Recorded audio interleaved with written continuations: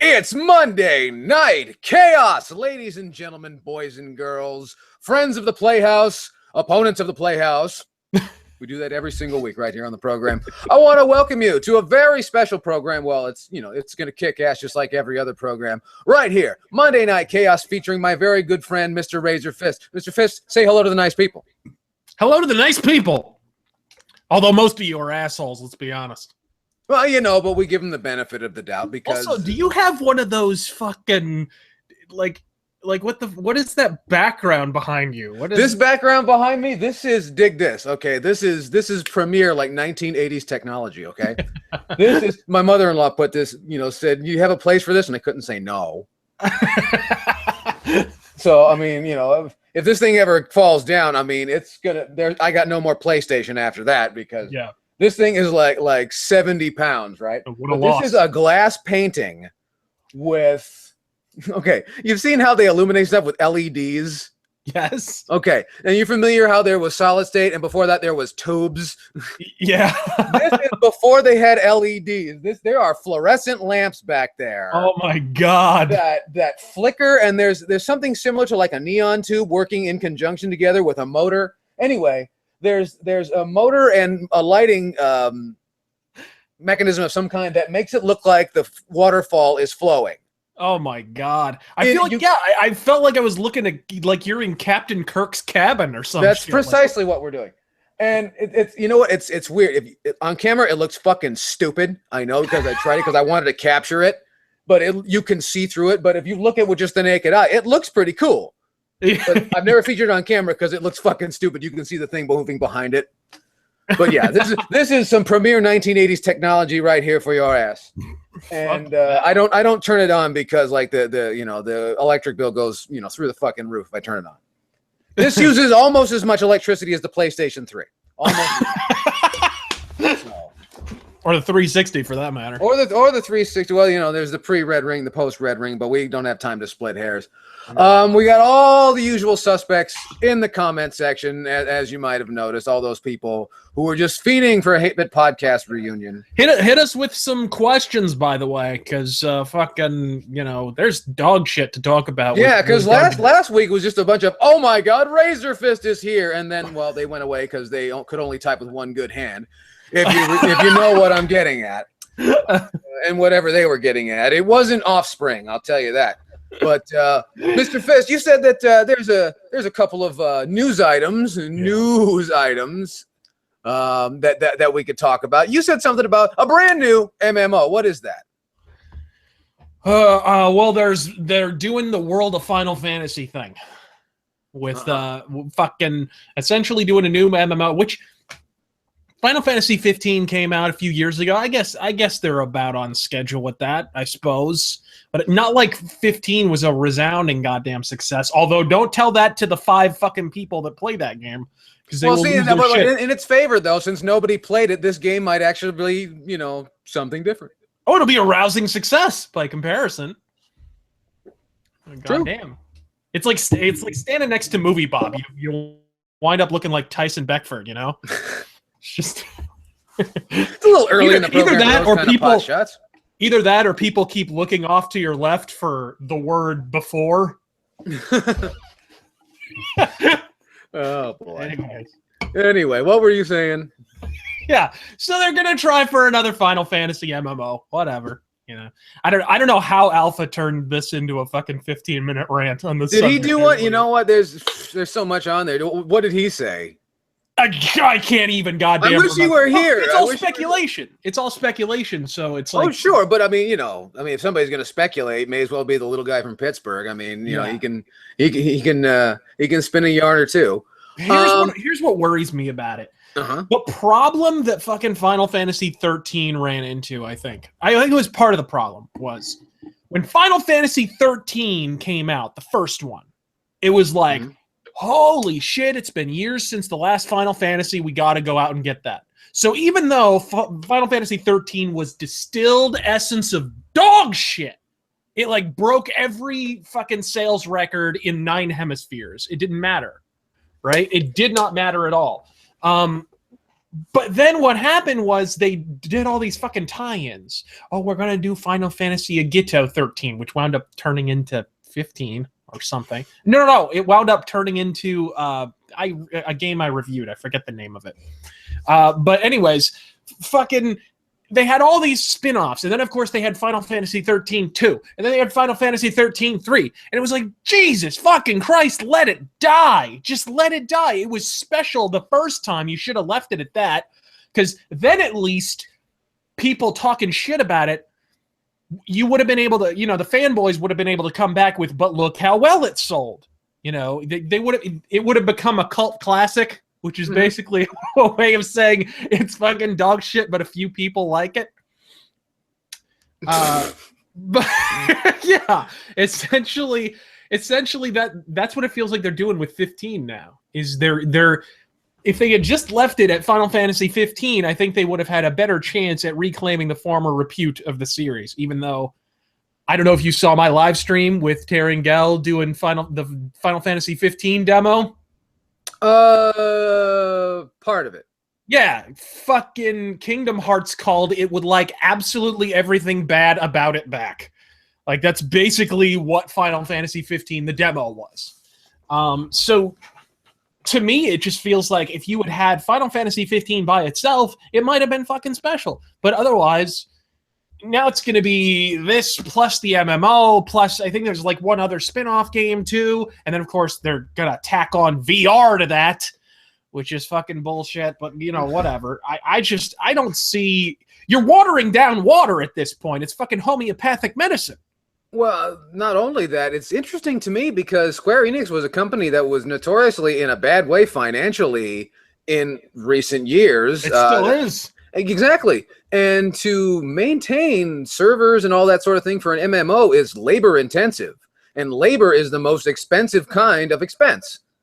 Yeah, it's true. Of any kind. And anybody will tell you that. I mean, that's why your underwear comes from Honduras. Yeah, well, and Final Fantasy 15 they started this shit in 2006?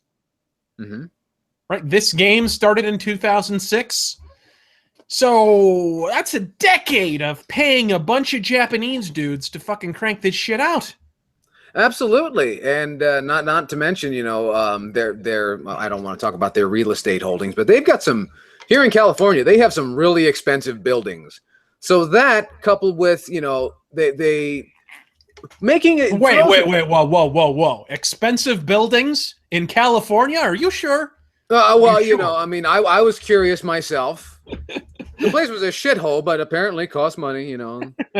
Apparently, you're paying by the earthquake. Yeah. which means that real estate in Oklahoma is about to skyrocket. Oh my god, dude! The other day, fucking I don't know, like a month and a half ago or so, we had a bona fide earthquake that was like it was an actual like an aftershock from California. Mm-hmm. First one I felt in my entire fucking life. Really? I swear to God. I mean, I know they're uncommon in Arizona, but they never first in your life. Yeah, we get fucked on natural disasters, man. Nothing happens here. We don't get hurricanes. We don't get tornadoes. We don't get earthquakes. We don't get shit. Like, what are you talking about? You guys have had at least 4 or 5 droughts and no one noticed. Yeah. We occasionally catch on fire. That's about it. But yeah, we never have earthquakes. So the fucking walls start shaking, and I'm like, I thought a fucking plane was flying low overhead or some shit. I'm like, what is this shit? What is going on here? Yeah, and apparently there was some severe damage in some fucking place in Oklahoma because some place named after an Indian. Who cares? And this made news because they don't usually have earthquakes there because they don't have faults as we know them. But now that they've installed them through, and how's your fucking frack drilling going these days? Yeah. As it turns out, when you poke big fucking holes in the ground doesn't like that. No, it's not a big fan. Not to mention all the big fat fucks standing on top of it. Have you seen the people in Oklahoma? No. Oklahoma barbecue is part of the fucking state anthem in Oklahoma. My only experience going through Oklahoma was I was driving to Indiana, and why were you going to Indiana on purpose? I know, right? I get caught in a fucking tornado. on the way there. We're just driving along. It's like, oh, think it's time for a tornado. We're passing through Oklahoma. The fucking car lifted up on 2 wheels. I was scared. Oh dear. Oh yeah, dear. man. It was no joke. Because if you mentioned that you were going somewhere in the middle of a tornado, I'm sure a lot of people pictured you on a broomstick. I was, or on a bicycle. I was negotiating with every deity in existence. A few Put of them this motherfucker down. Yeah, a few Elder Scrolls deities. I was You're all mad. Like if I had my motorcycle, I could ride right through this shit. I know. I'd be on fire, like like Nicolas Cage. No fucking shit, man. Well, and no props to Nicolas Cage, by the way. No. I just wanted to share that. Anyway, so there's a man who's losing his hair with dignity, is what I'm saying. Yeah, well, he's Coppola he's offspring. Part of the David Spade school, where if we just don't talk about it, then maybe he's not wearing a wig. What the fuck? Speaking of the presidential election, no.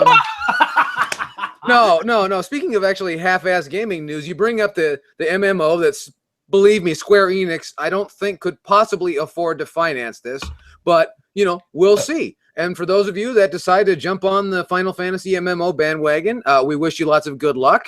Yeah. Because Square Enix is going to need lots of good luck to fleece you, but it'll be all right. It'll be all right. Look, I felt I've said this before. I think I did a rant about it. I think Final Fantasy 15 has more riding on it than a Bangladeshi bus ride. Like it's fucking. Oh dear. If that game doesn't pan out, man, they're fucked. They are fucked. Because they're already kind of fucked to begin with going into this game. Fucked began like around 2011 for them. Yeah, this is like they went from fucked to refucked to re-refucked is basically where they'd be going here. Well, no, they've gone from fucked to, if this doesn't pan out, they're going to be what's called total nonstop action. Yes.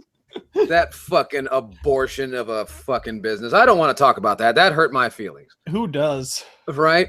I mean, because it's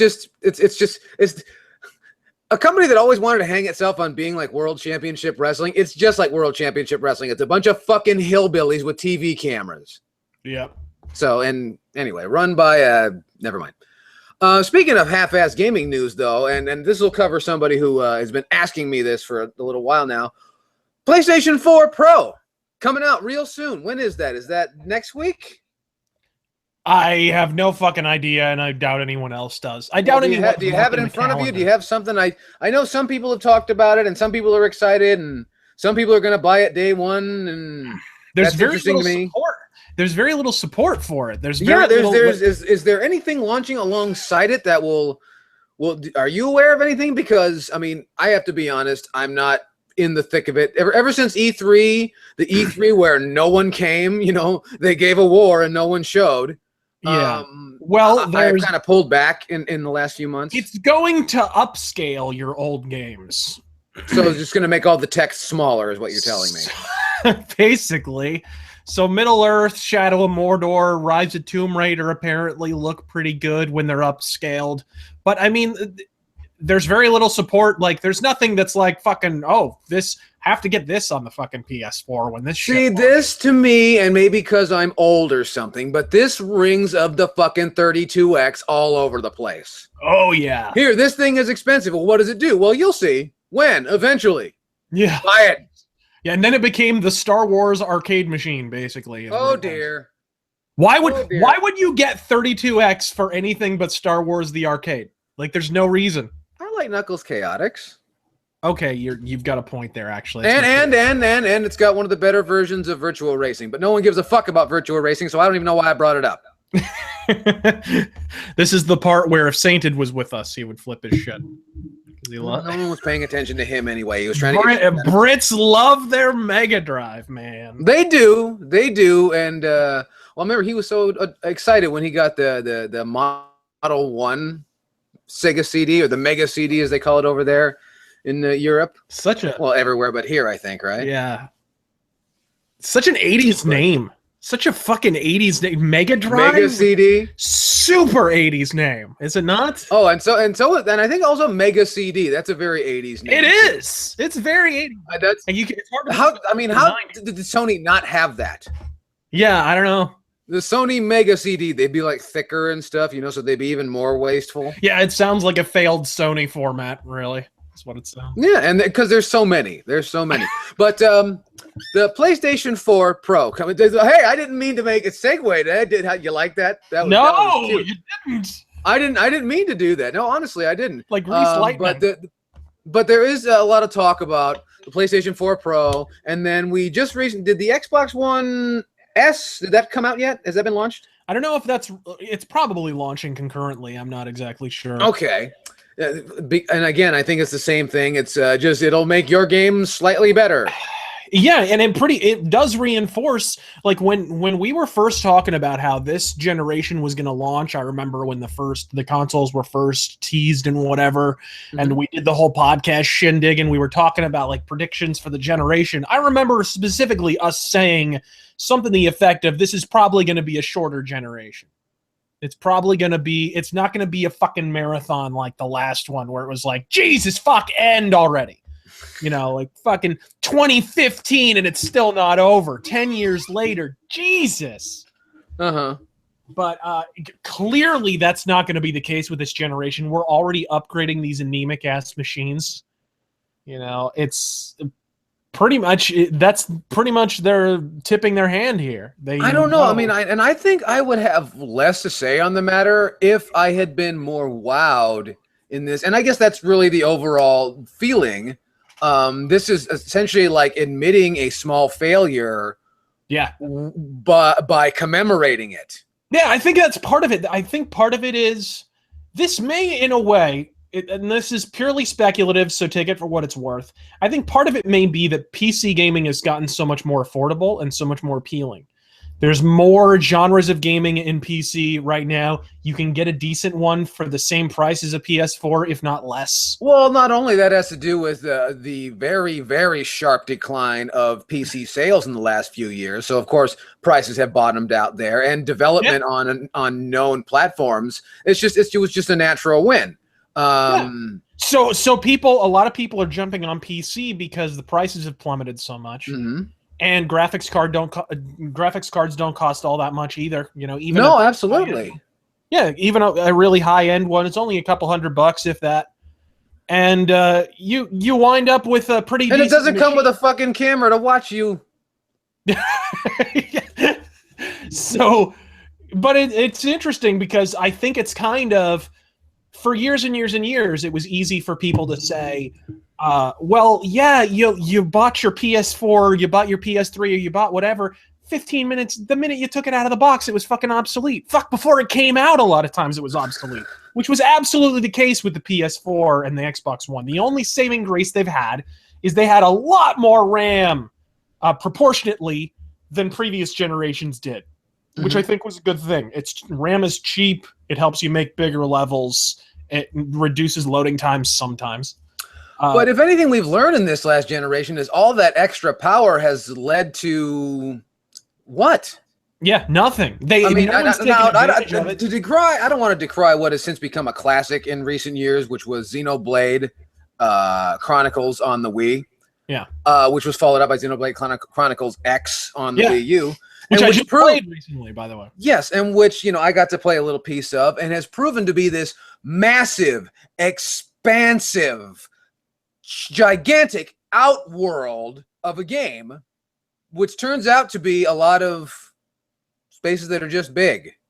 Yeah, not necessarily more detailed. Spaces, not a whole lot to do. You're kind of trying to avoid running into bad guys on occasion, and that's pretty much the extent of your gameplay in Xenoblade X. Yeah, and you could say that with a lot of games actually in the last games that are available on the Xbox and on the PlayStation that were huge and had rich colors. Does that make a better game? Witcher 3. Oh, sorry. Fuck, those allergies getting to me. My goodness. We have to have you go see the 8-bit doctor. I know, right? Shit. Go to the 8-bit infirmary. So, and that's a question, is that yes, and all this power is available, and now it is far more affordable, having to do with, PC technology, just 5 years ago was an arms race. Yeah. And anytime you have a race to the top, and then suddenly the money to support it disappears, nuclear missiles at bargain basement discounts. Yeah. And that's really what's, is, I don't want to be a person, when people talk about the consoles being obsolete, I think that's, if anything else, what we've learned with the internet is the consumption of entertainment is very much subjective, objective. And to assume, if you're going to base everything off of what the fucking internet thinks and, online connection speeds. Yeah, then the Greys are putting black helicopters in your chemtrails. And the Bilderbergs are viewing your tax returns, and you're buying the Freedom Coffee.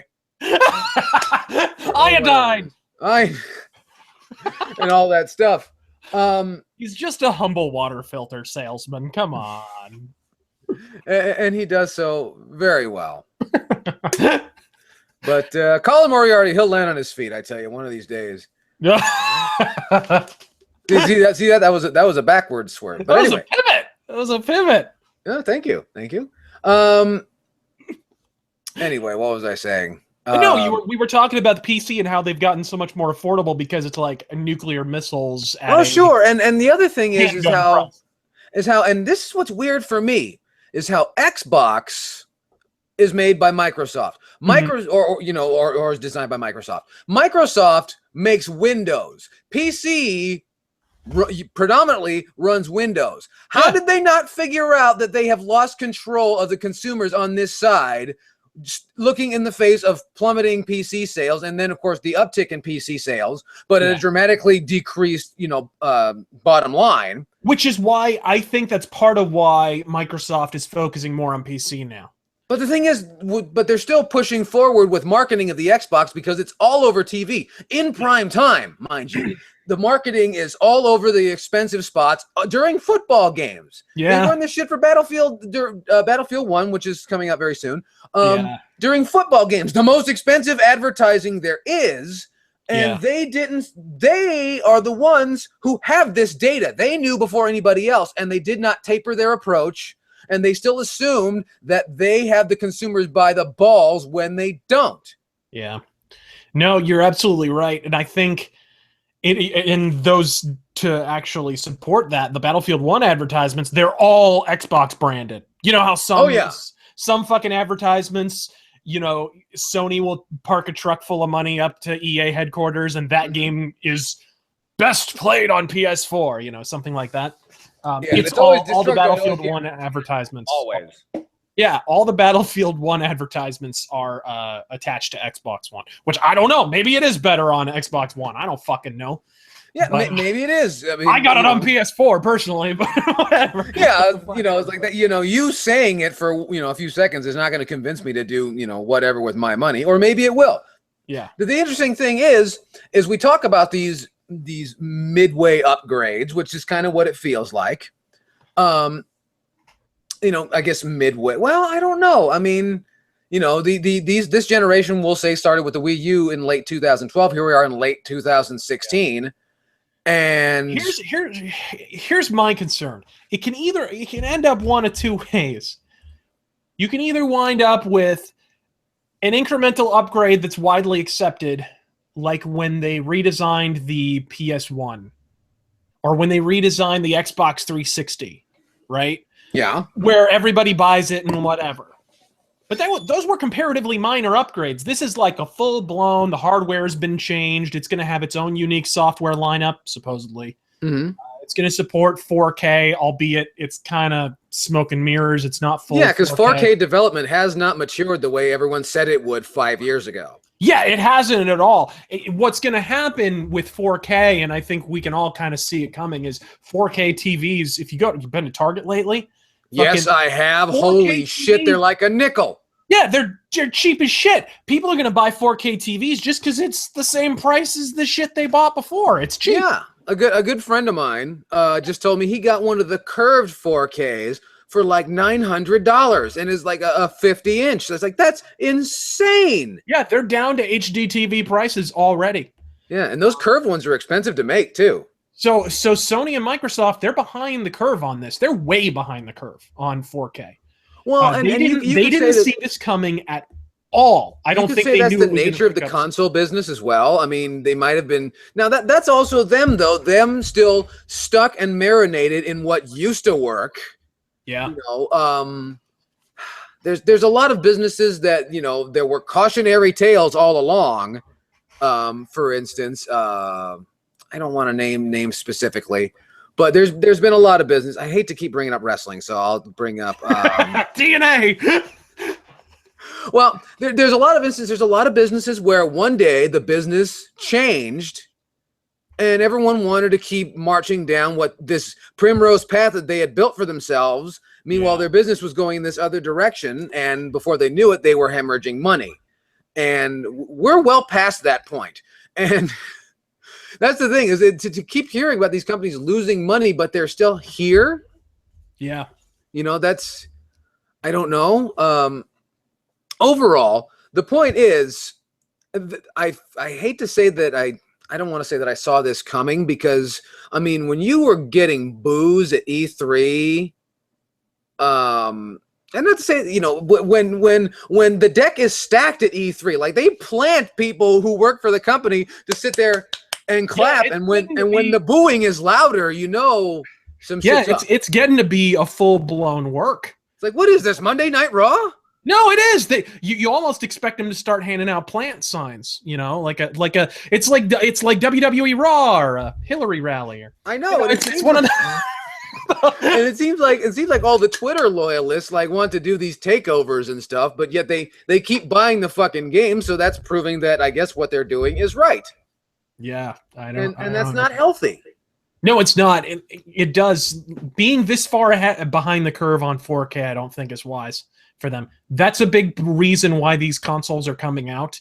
They really have to keep up with the Joneses. I think a lot of it has to do with the fact that you've got your console fanboys, for whoever it may be, who are married to their console of choice, and they have their list of reasons why they think it's great. And unfortunately, one of the biggest illusions they sold the fanboys this generation was, oh my God, can you believe the power? You know? And it's like, what? Well, but that's the same, you know, that's the same line of BS, the same song and dance they break out every time, as I think their safety net. Yeah. You know, it's like, well, but it's more powerful. I mean, just like the same bullshit that Apple brings out is it's the most powerful MacBook yet. It's like, it better fucking be. Yeah, or the shit they do with your phone every, you know. Absolutely. It's the best one yet. It's like, well, it goddamn well better be. But the thing is, that's not a selling point. Yeah. So I think what they're kind of caught between a rock and a hard place. They got to hit the refresh button on these consoles, because I don't know if they're hearing from developers that maybe the games are starting to suffer. Although, what games? That's a very valid question. Very valid. The number of titles has plummeted this generation, and that is just a fact. That is a mathematical fact. The sheer number of AAA releases. Man, do you remember even 5 years ago, where it was like 7 major AAA, like EA would release 5 games in a year. Mm-hmm. Now it's 2, they're 3. Releasing Battlefield 1 and Madden and whatever. And FIFA. They got their sports titles, of course, but it's the sports titles and Battlefield 1. And there you are. That's it. That's it for this year. They have one game this year. Ponder that for a minute. That's fucking mind-blowing. Well, and not only that is because what people don't recognize is a lot of people assume that the major publishers do all their shit in-house. They farm out a lot of that stuff. Yeah. And because, and you can say what you want, we've speculated a number of times on where these studios went and where these good hired hands in the video game business, where they went. They worked for a company that couldn't handle their shit. And, a lot of people, because, you think about it, people 5-6 years ago who were in the video game business are now, 5-6 years later, they started making money and now have a family and have a mortgage and have a car payment. They had to go somewhere where something was actually going to pay their bills. And so the video game industry, a lot of those people are gone, and it's going to be some time before they can retrain new hands to make the games that have to be made. You know what? You might be actually onto something there, because I've long felt that video games don't treat game designers as quite as important as they are. No, of course not. That goes all the way back to Warren Robinette. Yeah, compare, for example, the ailing comic book industry. Okay, right? Like the comic book industry as we know it is going to be gone in a decade and a half, if not sooner. You know, it's really headed down the other side of the mountain. Don't forget, the two major entities are spending all their fucking money making movies, and one of them has Disney, so they have nothing to worry about. Well, yeah, I mean, they're going to be using them for movie properties. They're going to evolve. I'm not saying comics are going to go away, but you understand what I mean. In their present incarnation, that present incarnation is not going to last 2 more decades, and that is just a mathematical fact. It's unsustainable. Mm-hmm.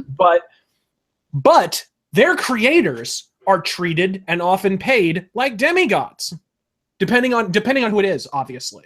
You know, yeah. Jim Lee still pulls down outlandish sums of money. So does fucking Jeff Loeb and Brian Michael Bendis and Steranko and all those people. Steranko, yes. All the big names in comic books are still paid exorbitantly well. Which is why the fucking comics cost $6. Yeah. Now, and that's not completely reserved. Yes, a lot of comic creators don't get paid very well. Usually what they'll do is they'll farm out to like South American dudes who, you know, they'll work for pennies and a handful of pocket lint an hour, and that's their fucking page rate or whatever. And that, you know, they'll pay those guys kind of crappy. But in the overall, the baseline like page rate is not half bad. I happen to know because I've done, you know, audition pieces or whatever for Marvel and DC. But, you know, their page rate is not bad at all. It's nothing to sneeze at. Game developers should be so lucky to get paid that well. Mm-hmm. Game developers have no presence. They have no authorship. And the few that do are like the Hideo Kojimas, where it's kind of the emperor has no clothes situation, where he's just been selling his name for like fucking 20 years. You know what I mean? And to the point where it's reached a lunatic fever pitch, like with Phantom Pain, where it's less... Metal Gear Solid is a happy byline to a Hideo Kojima game. You know what I mean? Like, that's the main event. Every chapter begins with a Hideo Kojima chapter. Oh, well, shit, go back to Metal Gear Solid 4. The fucking the load scenes are the fucking star of the show. No one gives a fuck about this sneaking around shit. Oh man, replace Solid Snake smoking with repeated utterances of the words Hideo Kojima game. Like that's the Phantom Pain, man. And I honestly, that's one of the few things. Yes, I make fun of it. Yes, I make fun of Hideo Kojima because he's a hack and he's done irreparable harm to the video game industry. But I do admire that he's trying to take his name back and he's trying to make that an entity unto itself, because that's something a lot of creators can't do because the industry does not allow designers to be stars anymore. Oh, yeah, it's an absolute caste system. It will always be the people down. And, you know, I mean, you have to wonder, and that's the thing. People talk about how much video games cost now. Mm-hmm. And that was before, you know, there was a cottage industry and all these people that put together, and it was directly reliant on computer speed and things like that. So to compare what we have now to the video game computer industry of the 1970s, 1980s would be unfair. Yeah. But the analogy of, you know, just the workers, it's a key example of what they say in communist circles, that capitalism is a machine whose gears are oiled by the blood of the workers. And that is none more true than people. And you remember, you're old enough to remember this, back in the 90s when everyone was afraid of Y2K, there was this widespread hiring and training of people to work with computers to change banking software. Those people ultimately learned to work with software, and they went into the software business, creating this glut of people who knew how to work with this stuff, then created an expansion in those businesses. And then it came to be the idea that, and you know, I remember this, people are saying, oh, you should get into computers, that's where the money is. And now those people are treated like shit on shoes. It's true. It's a fact. It's kind of like just the people like fucking graphic designers in this country. You cannot fucking stumble into a bar without running into 2 or 3 graphic designers. Yeah, no shit. No shit. Or it's like, even a few years ago, all the people were jumping into because people get into, I want to design games. I want to make games. I want to whatever. It's kind of like when I was a little kid and I watched cartoons and I was like, fuck, I really want to draw cartoons. I want to draw a card. Then you realize that all it is marginal changes in the same drawing over and over again, and you realize, oh my god, that's incredibly boring, and unless I'm Korean, I'm not going to get to do it. So it was like, unless you can work for 9 cents a day, you're So it was like, wow, that's something I don't want to do. Game design is the exact same way. I have no interest whenever somebody comes onto my fucking channel and spews that happy horse shit about, well, unless you can do better, then you better shut your mouth. It's like, I don't want to do better. I don't want to make a game. It is one of the most soul-crushing, boring, mind-numbing exercises in human existence. You cannot imagine what a harrowing experience it is to sit there in a fucking cubicle and program a goddamn game for hours. It is so boring. It's not a creative exercise. It's primarily a mathematical one. Oh, absolutely. It's a procedural exercise. And I have no interest in it whatsoever. I will happily play games. I have no interest in making them. At most, I could be an ideas guy. I'm going to write dialogue for the game kind of. At least that's a marginally creative exercise. Oh, absolutely. Absolutely. And but, I mean, that kind of shit just blows my mind. It's the... But yeah, just the way that software developers and designers and game makers themselves have allowed this to go on. Now, I'm not going to get on some fucking high horse about unions and blah, blah, blah, blah, blah, blah, blah. But the fact remains is these are people who didn't stick up for themselves, and then what you have is what you had. Yeah. Pure and simple. And, yeah. They don't even have that. Because back in the day, you had these superstar creators like John Romero or whoever the fuck, you don't even have that anymore. You have a very small number of bankable names in the video game industry, and if they fuck up once, look at Patrice Desilets, folks. What happened to that guy? That guy created Assassin's Creed. Where's he at now, folks? Where's he at? He ran afoul of Ubisoft, and now he is done. Mm-hmm. No one wants to hear from him. No one wants to make games with him. It's fun. That's the video game industry, folks. That's what a complete absence of authorship and name recognition gets you. Even Jade Raymond, what was the last major thing? Like there are creators who are absolutely an object lesson in how you can fall from grace in one game.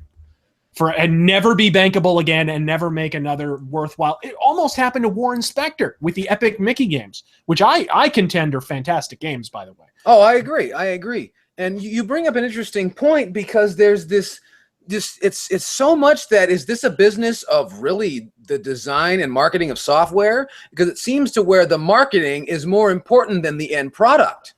Yeah. People are not interested, and I've talked about this with, the recent slew, and this probably goes way back, but with a lot of metal records in recent years and rock and roll records, so-called rock and roll records, where it seems to be more about making names as opposed to showing your art and giving music to the world.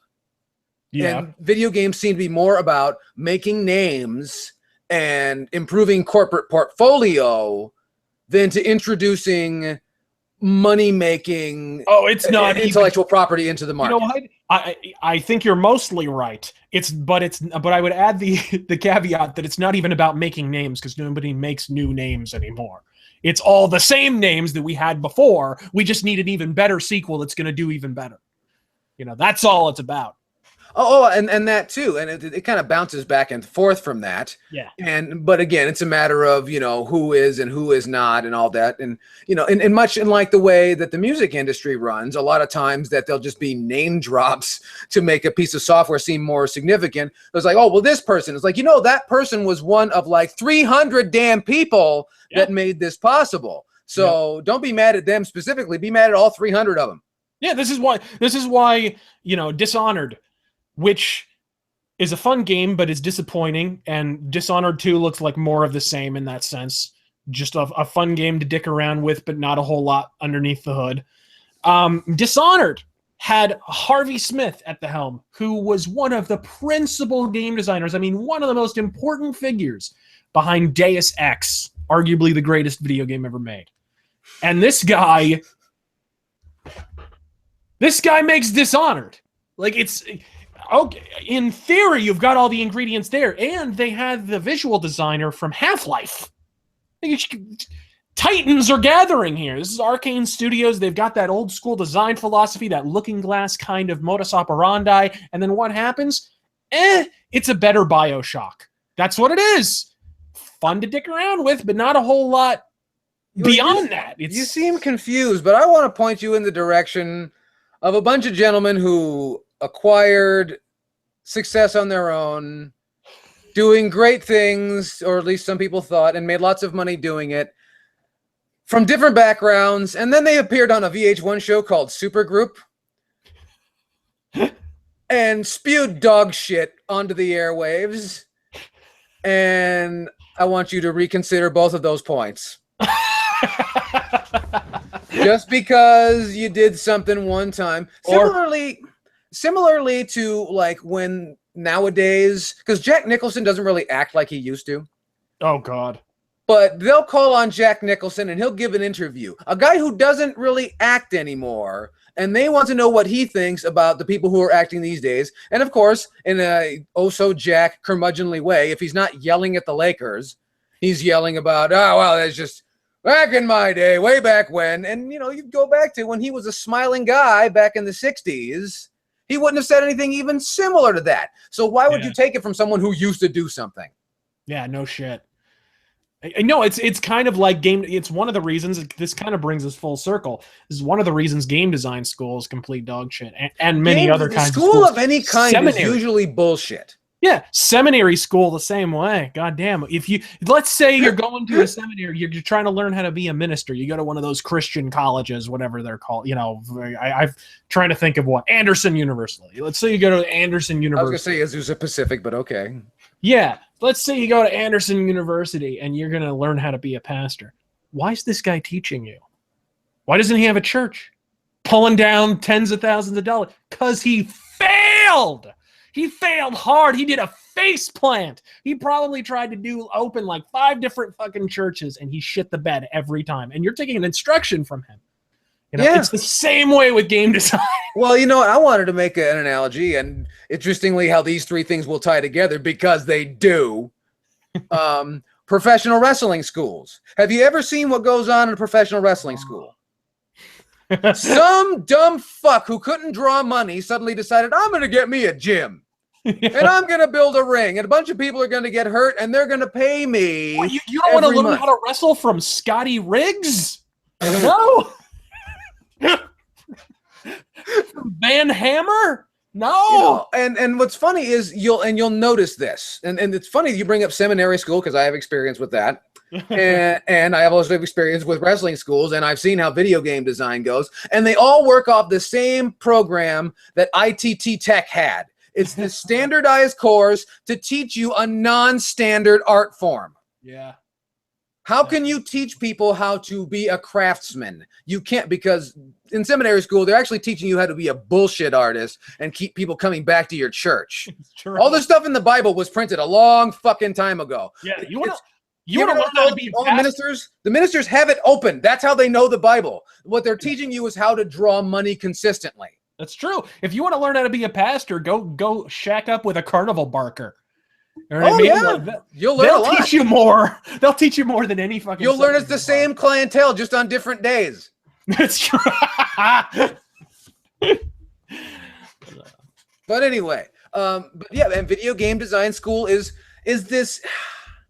I remember somebody sent me I forget who it was. Like, you like video games? Here, there's this course, and it was from some school, and I looked at it and I looked at all this stuff, and I'm like, yeah, this looks terribly boring. I'll see ya. Yeah.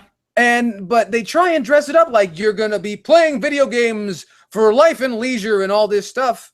And similar to like what happened with Thomas Jefferson University, is a whole bunch of people found out that they got sold a bill of goods. Yeah. And here we are. Man, okay. This is going to lead me back to one of my infamous comic book store stories. But oh my God. So the comic shop I used to work at was right next to the Arizona Art Institute.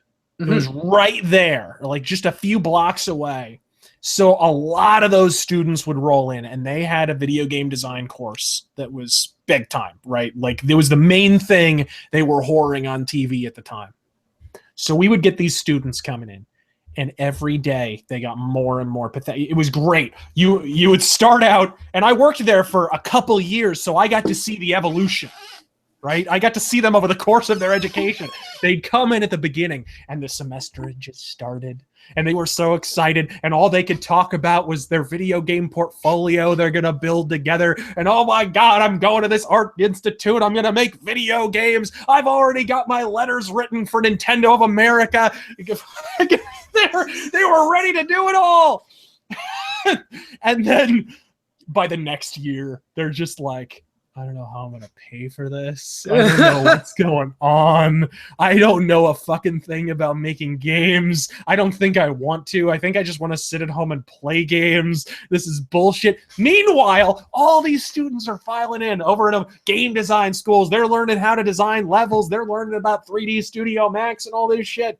Meanwhile, there's a coworker girl I'm working with. Fucking ripe Bulgarian chick. She stank like an outhouse. But anyway, she was dating this lanky dude, and he was just coding in his basement, making mods and shit. He gets a call from Nintendo of America. He winds up moving to Seattle and working for him. The whole time, he didn't even enroll in a damn class. All these people are fucking getting ripped off. Yeah. Just consistently. And this one dude coding in his basement learns all the skills that he needs to be a bona fide game designer for Nintendo of America. That's, and it's interesting because, and this is always something that I find really funny, is they talk about, because these are usually run by, or at least have some capital coming in from large companies, large corporations, and then they become small corporations unto themselves. The University of Phoenix is one of those, Everest College, things like that. They usually have money funneling in from one place or another.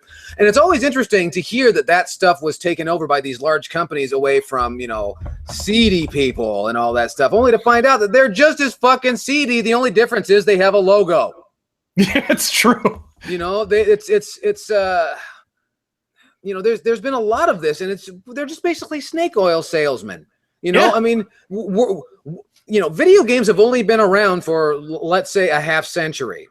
Okay. But the video game schools only came, during the second half of that. Yeah. How did the people who got us that far, how did they know?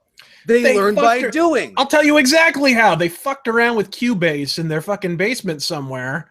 And they wound up learning how to code their own little games. And then they put one together on a floppy disk. And one day they just sent a letter. Like most of the people, Looking Glass Studios. I listen to this Looking Glass Studios podcast that MIT does, right? Most of those people were MIT graduates. They were getting engineering degrees and shit. And they wound up working for a video game company. Right? They weren't even pursuing it. And they wound up working for it. And then there were just people who would be like, hey, I really want to work on games. One of them just sends a letter. Hey, I think it was Randy Smith, actually, who wound up being a big game designer. He worked on Thief Deadly Shadows and a bunch of other fucking games. And Randy Smith just sends in a letter. He's like, hey, I'd really like to work there. And they were like, yeah, we just fired someone. You want to work here? Okay, we'll teach you everything you need. They taught him how to level design. They taught him. There is nothing in gaming that they can't teach you in a few days. It's true. I mean, you don't need a fucking course to do this. If you want to do it, just fucking do it. But I don't see why you would, because it's soul-crushing, mind-numbing work. It is. And not only that is, I from what I understand, those people make far less money than they did, 5-7 years ago. Much less, because the teams are fucking huge. The teams are gigantic to do all this work. And that's something else that I think is, I know that when we talk about games and we talk about systems, we talk about this, we talk about that, we overlook that these are gigantic teams, and how a team this size was able to function together and do this is impressive. Absolutely. Do I want to spend money on it? No. But, that's not across the board. But you want Exhibit A for this phenomenon. Play, if you can stomach it, play Assassin's Creed Black Flag. And click on the credits, or you might be able to get to it from the menu. It depends on the game. But click on the fucking credits sometime. And make sure you set up a tent and have rations ready. Because it lasts like a week. these credits go on and on. Ubisoft Shanghai, Ubisoft Brazil, Ubisoft Argentina. It just, all these fucking teams had to coordinate to get this piece of shit out in a year and a half. That's why they were able to crank out an Assassin's Creed game in a year. And it's why they were all dog shit. Because it was 20,000 different teams of several hundred people working round the clock on just one element of the game. And then at the very end, like some half-retarded fucking jigsaw puzzle, they just slapped all this shit together and hoped it would be a coherent game.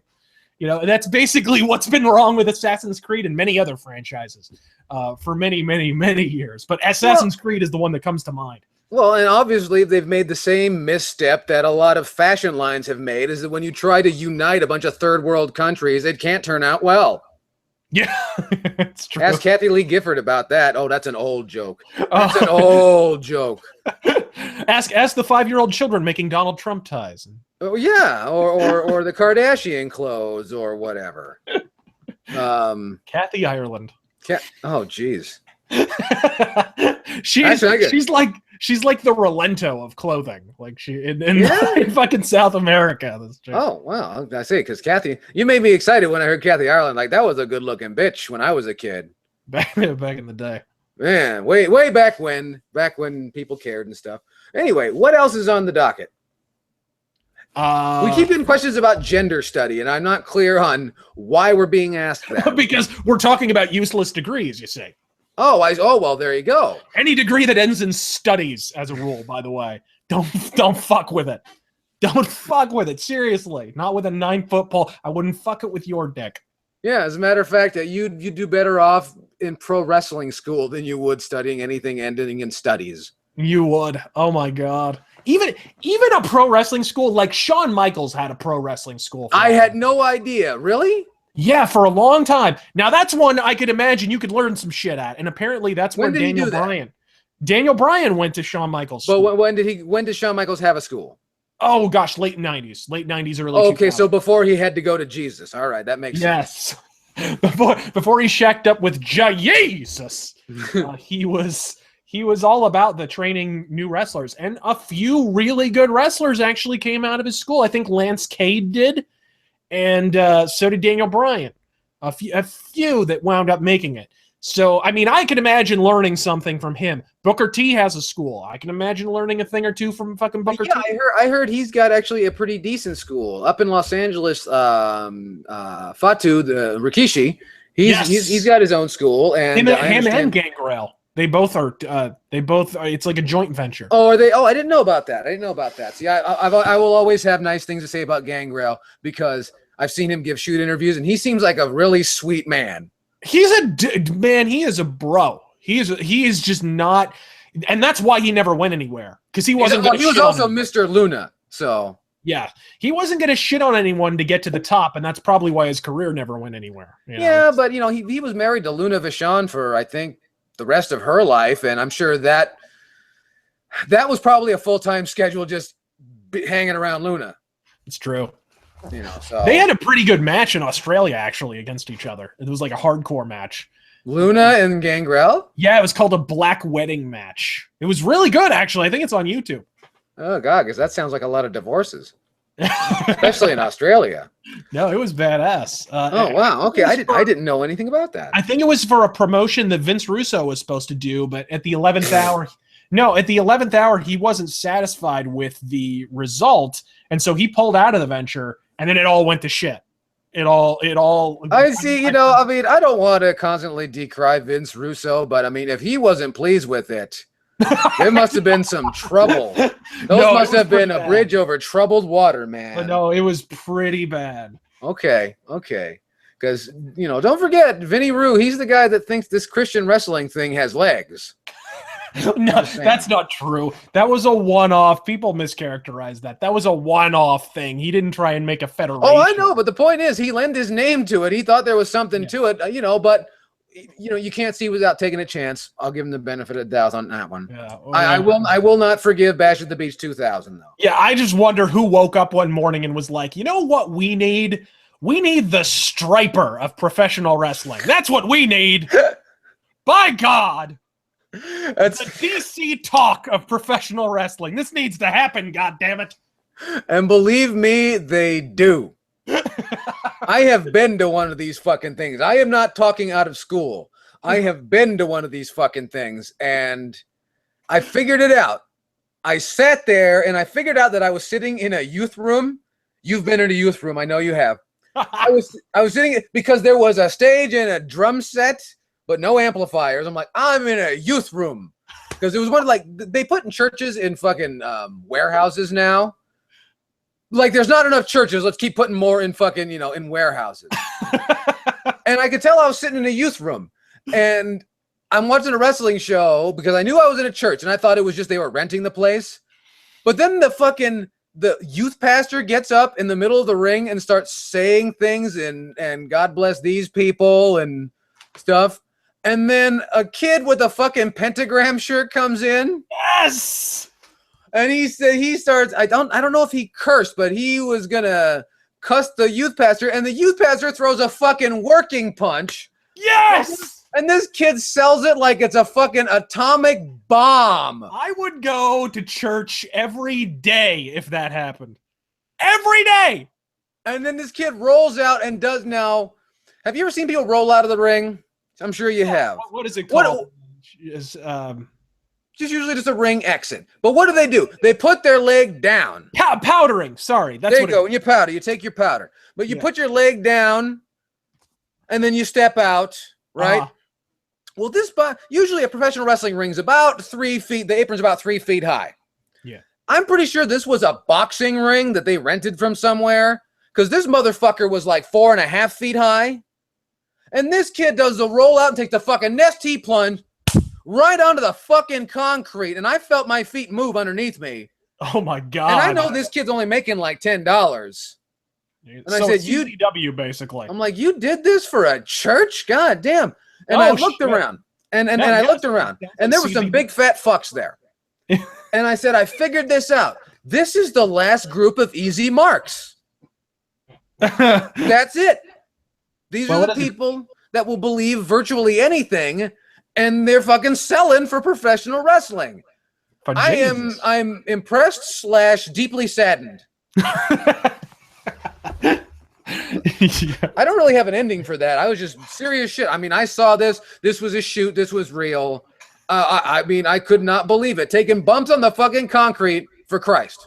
Yes. Well, you know what? When the alternative is Ring of Honor and CZW, you know what? You can say what you want about Ring of Honor, but thanks to TNA's recent misgivings, they're the #2 company now. Yeah, they look like they came out smelling like roses. New Japan USA is a fucking better drawing company than TNA. At least when Ring of Honor aren't employing people who are convicted of pedophilia on national television, they're pretty good. They're all right. They're fucking. You heard about that, right? I did hear about that. I also heard that CZW, though, their champion is a convicted bank robber. Seriously?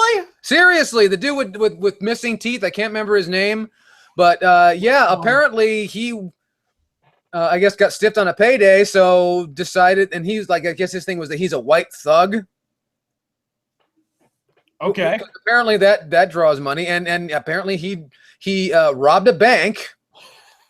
And then with no mask on, this is how smart this guy is, no mask on. And then apparently one of whoever was in the bank that got robbed was watching wrestling and saw him and called the police and said, that's the guy. And that's how they found him. He showed up to wrestling that same night to wrestle that he had robbed a bank. Are we certain this isn't New Jack and Whiteface? That's what I thought. But no, as it turns out, this was serious, and I thought I didn't know how to feel, because this is the company, TZW. This is the company that allows the wrestlers to chase each other around with lawnmower blades. With lawnmower blades and fucking staple guns and what was it? I still love, that's the only Botcha Mania joke I've ever laughed at in my entire life, because Matthew's one of the most unfunny pricks on the planet. Fucking it was Austin 316 says, I just kicked your ass. CZW 316 says, I just broke my neck in a backyard in front of 15 people. No shit, right? Absolutely factual. No shit, right? I mean, You know, because they're the ones that have, we've talked about it before, they have the cage of death, which is what I like to refer to as an inside-out hardware closet. All this stuff that you know, and these are the guys that are hitting each other in the head with the fluorescent tubes. It sounds like this entire CZW strikes me as a federation that was conceived by someone in a role-playing chat room on AOL in 1999. Like, it was just, well, if the Hell in a Cell has a cage, then let's put dynamite on the edge of the fucking thing, and let's have Dobermans. Like what the? No offense, but that's starting to sound vaguely Japanese when you're talking about dynamite and Dobermans and shit. This is true. My goodness. But yeah, I insist though that Ring of Honor is the #2 wrestling company in North America. Well, it is. I don't know. Is Mexico still part of North America? Well, let's see on November 9th. Okay. All right. Well, I mean, you know, you can talk about the fence. Yeah. Let's see the Donald pay for one of those. Well, he could just charge the Clinton Foundation for all their back taxes. Well, there you go. Instant fence money. Instant fence money. People are talking about the Backyard Wrestling game. Oh my god. Do you remember the Backyard Wrestling game? Oh my god. That was on Nintendo 64? I saw it on PlayStation 2. It was PS2. Wasn't ICP in that shit or something? I think something like that. I know that, well, they also had their own territory. Yeah, they had JCW. Yeah. Juggalo Championship. Which, to be fair, I mean, you can say all the shit you want. It drew more than fucking Combat Zone. I'm sure it did. I'm sure it did. And they also had actual stars there. They had X-Pac there. They had Raven. They had guys who actually drew money at one time. They had Rob Van Dam. All dudes notorious for liking weed. You'll notice that that's a correlation there. Yeah, I don't know. That's a correlation there. It's funny. You know what's interesting? As I was driving home the other day, and I saw somebody was driving a 97 Chrysler Town and Country. Yeah, and it had a Pantera sticker on it. But like the old Pantera sticker, you know, with like the Terry Gloss logo with the hooks underneath. Oh yeah. And it was kind of cracked, so it had been on there for a long time, probably since this motherfucker was new. And then next to that was and like, all right, he must be like an old metal guy. At least can get alongside him. And then I see a Sublime sticker. Oh no. And then I see an Inner World sticker, which is a local head shop up in Oceanside. And I'm like, this guy just likes weed. Okay, never mind. Never mind. And then I get alongside him, and the windows are tinted in the front. It's like, one of these fellas. I just want to share that. Unifying influence. I just want to share that with you. But yeah, there was the Backyard Wrestling game, and how that is that. It seemed like they were using recycled properties from the Warriors game, because it was really just walking around hitting people with a board. Didn't that come about as a result of one of the companies that had been making the wrestling games? What happened was WCW went out of business. So now there's not two companies for the two developers to go with. And then the developer was like, well, fuck, we got to keep making wrestling games or something. You are correct. That's right. That was Acclaim Entertainment. Yeah. That's right, because the last one, which was WCW versus the World, they didn't pay. Acclaim paid nobody for any of their likenesses. Nobody. They didn't pay for the logos, the music, nothing. Nobody got paid on that deal. And that's good of you to bring up. And you're right. It was published by Acclaim. And you want to talk about kayfabe, folks? God damn. Yeah, if there were ever some bullshit artists in the video game, how Acclaim didn't get. I bet you Acclaim did get into the video game school business. I'll bet you anything. If anybody was set up to put that together, wow.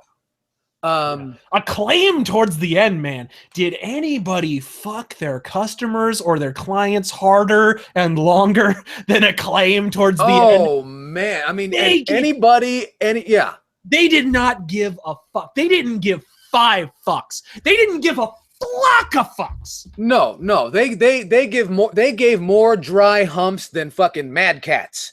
They fucking just tore shit up, and they didn't even apologize. Nothing. No shit, man. And I'm curious, I mean, because people often mistake companies with logos. You know, some of them sons of bitches are around somewhere, and I'm wondering where a lot of those motherfuckers landed. They're probably working for fucking Sony.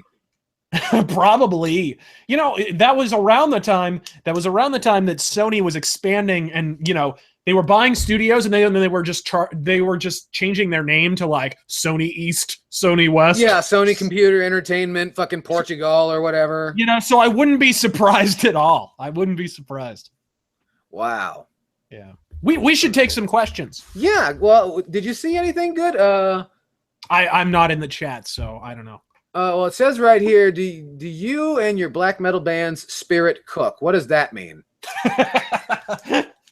Well, you've never been in a black metal band, right? You're more of like a death metal guy, right? I helped out in a black metal band for like half a year. Helped out? Yeah, I played. Like you were working at a black metal potluck. I played lead guitar because a lot of black metal guitar players are just rhythm guitar players. And so they needed leads, and I said, man, sure. no, it's true. Like, you gotta. The thing about if you're a black metal guitarist, and we had this problem so fucking hard, we went through so many goddamn guitarists, and it was entirely because they all wanted to be necrophagist, or they all wanted to be Yngwie Malmsteen. They were all like, "Well, I don't get to noodle in this. Your death metal needs more arpeggios." Yeah. I don't get to noodle at all. This is bullshit. I don't get to show off my fucking subpar guitar chops and shit. And it's funny because the guy we finally got who was stuck with the band and whatever was better than all of them. He was Yngwie Malmsteen. He was fucking genius. But he also was like, you know what? My other band is like, they always want me to play these complicated licks, and I'd really rather just do this tremolo picking shit. Oh yeah. Oh yeah. Yeah, no, absolutely. And so, yeah, I helped out, and I just played. I was not permanent because I don't like putting makeup on my face that much. I have terrible skin. Well, that would help. Yeah. So, but tell your black metal story.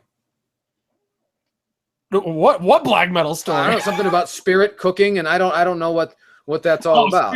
Spirit cooking? No, absolutely not. Oh, okay. Well, then, no. I didn't even know what spirit cooking was until 3 days ago.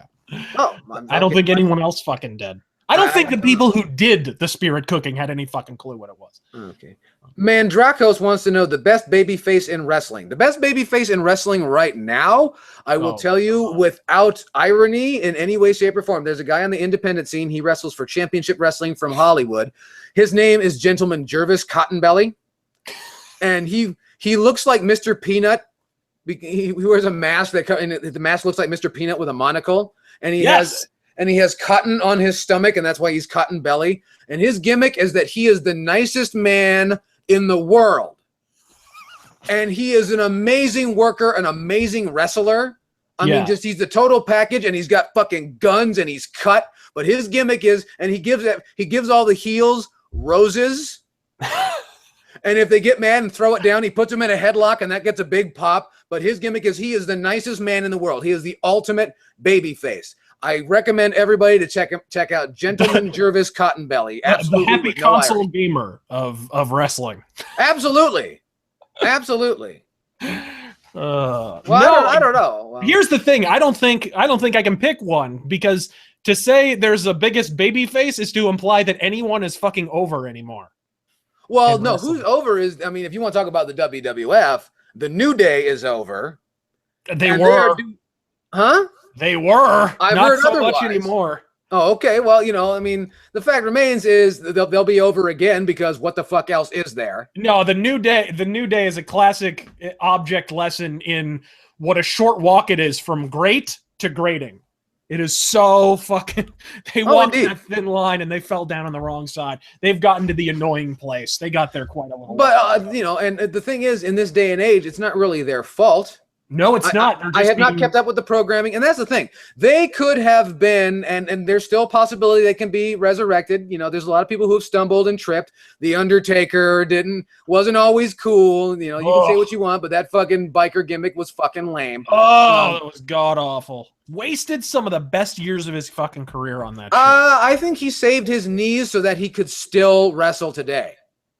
Yeah. I think during the biker period, he took it easy to where now he's still in the game today. No, see, the exact opposite happened. I think he did the biker thing so that he could move around the ring more and do more of the shoot fighting shit that he liked.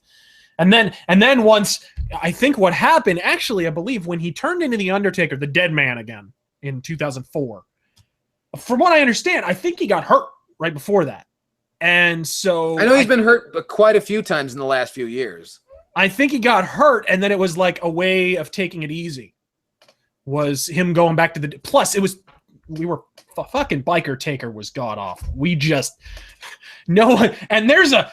Don't tell that to certain comment sections on the internet, because holy fuck, are there people who love the Biker Taker. I don't know why. I don't know who I like to call him the are. Underbiker myself. Yeah, that too. I don't know who these fucking people are or why they were allowed to escape from the mental asylum, but... Well, not only that, it's interesting because you look at... I think this is so interesting. You look at old timers. I don't want to say old timers like, they're fucking old or whatever, but Ric Flair. Ric Flair, and, you look at interviews from around that time or when he had been doing that gimmick for a year or so, and all the old timers thought it was fucking brilliant. Oh, he reinvented himself and blah, blah, blah, blah, blah, blah, blah, blah, blah, blah. And people still say that. They still toe the company line on that. He found a way to make himself relevant again. And it was like, what? He was relevant before. Like, he left the company because he got hurt. Yeah, but I mean, and it was something that didn't need to be reinvented. Because it worked the same way babyface and heel just as strong. So why was there a need for a change? Well, not only that, but he left in late 99. Right? He left in mid to late 99. At that time, he was working the main event with The Rock and Stone Cold Steve Austin with that Ministry of Darkness shit. Mm-hmm. He comes back and he's working with Triple H. Mm-hmm. What a rousing success. Like, what? He reinvented himself. By God, well, he moved down the same thing happened when he got hurt in 94, too. Because he disappeared after the Royal Rumble in 94 and then came back to replace the much shorter other Undertaker. The Other Taker, as I like to call him. The Underfaker, yes. Yeah, that's a good one, too. And for some reason, Leslie Nielsen was called in, that whole thing. But that's the same thing that happens when he came back. It was just, and it's almost like it seems... I know there's talk that Vince, reprograms the whole goddamn show 5 minutes before it goes on air. Yeah. And it seems like it must have been that same way because, and I don't know why Mark keeps coming back. Maybe he just doesn't like the idea of working a regular job, and I can understand that. No, he's a company guy. When Vince calls, he's the dude who always says yes. Like, that's basically him. That's been him. From the beginning. Well, and apparently so does Vince's kid, and it didn't matter anyway when his kid fell fucking 25 feet for nothing. No shit. For a subpar buy rate. For a subpar buy rate of 5 fucking hours, but we can talk about WrestleMania some other time. We actually are getting towards the end of the program, so we thank you all for joining us. Don't forget to follow myself and Razor Fist on the Facebook, on the Twitter, all that stuff. And I don't know if you were on the Instagram. I'm on the Instagram because I found out if I just take a picture, people think I'm brilliant. I love that. I took a picture of a fucking bird and everyone's like, oh, that's beautiful. I was like, well, the bird did it, not me. So any parting remarks for everyone, Mr. Fist? Angry Joe is proof that Sheriff Joe Arpaio only deports the funny Mexicans. That's my parting. Those were your parting remarks? God. Oh, gosh. Well, if that's the way it's going to be, then I don't see any other way to close it. I want to remind everybody that you guys are great. Myself and Razor Fist, the current 8-Bit Podcast Tag Team Champions. Hopefully have some new faces on here for you next time. We will not have Monday Night Chaos next week, so we hope to see everybody 2 weeks from tonight. Hope to see everybody then. I want to remind you that you guys are great and that we're coming for you, nigga. Yes!